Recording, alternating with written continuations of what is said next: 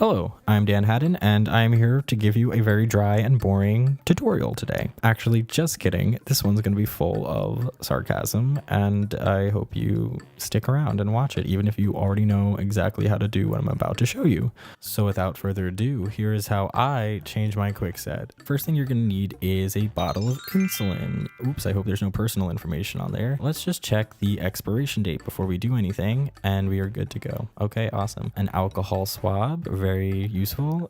For external use only, do not eat the alcohol swab. That would be very bad. Yes, terrible for you. Probably you'll get sick. Here is an IV prep. Ooh, look at it. Okay, and it's a misnomer because we're not putting in an IV today. In fact, we are putting in an infusion site. So here is the reservoir. That's a hard word to say, reservoir. And checking the expiration date on that. Then we're looking at the actual quickset thing, and also checking the expiration date on that. Here is my quickset changer. Oh, don't drop it now. Double checking to make sure there's no glue on the inside, because trust me, that has happened to me before, and it will prevent your quickset from going in smoothly, and it is the worst thing ever. Okay, and now my insulin pump. Oh, perfect. Okay. Oh, hey, there I am. Hi. Okay, let us rewind the pump, because that is the first thing we need to do before we do anything else. And oh, this is perfect. I love how difficult it is to get to this. I only do this every 3 days. Boom. All right. Perfect. Good design, Medtronic. Thank you so much for putting that all the way at the bottom. And now we're going to wait for it to rewind, but aha, just kidding. Movie magic. We have skipped ahead to when it's time to fill the reservoir. And here we go. Let's take this reservoir and let's open it. And whoop, just like that. We're going to draw up some air, and this will prevent the insulin bottle from exploding, I think. I'm pretty sure that's why I'm doing this.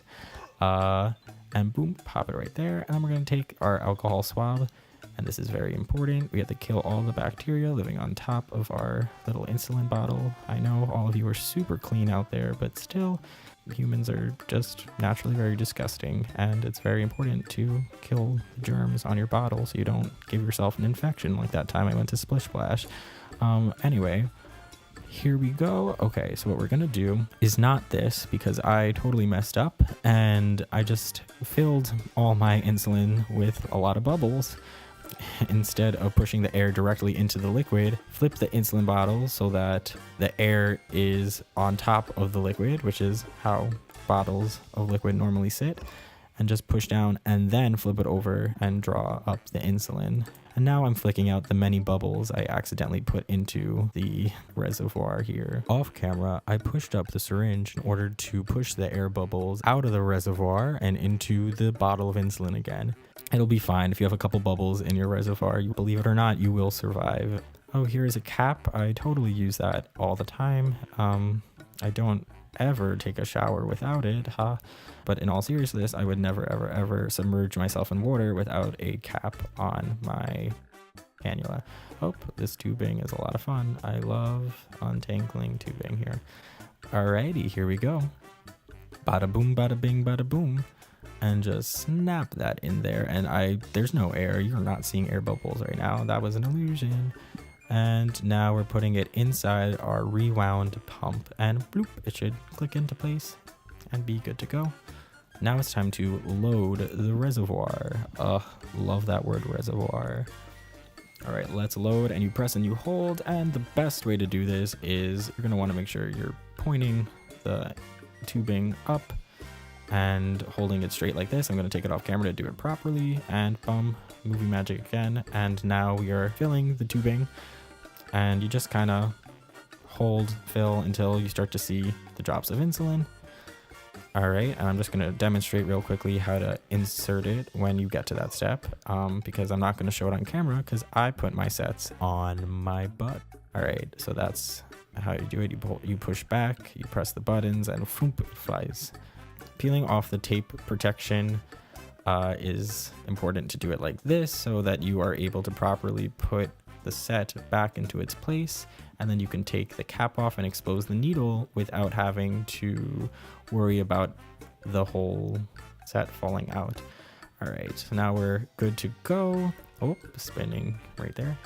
Hello, Ivy Prep. It is your time to shine, and bam, we're taking this out. And what you're gonna do is you're gonna wipe the area that you are going to insert your infusion set, but not your hand, because that is not a good place to put it.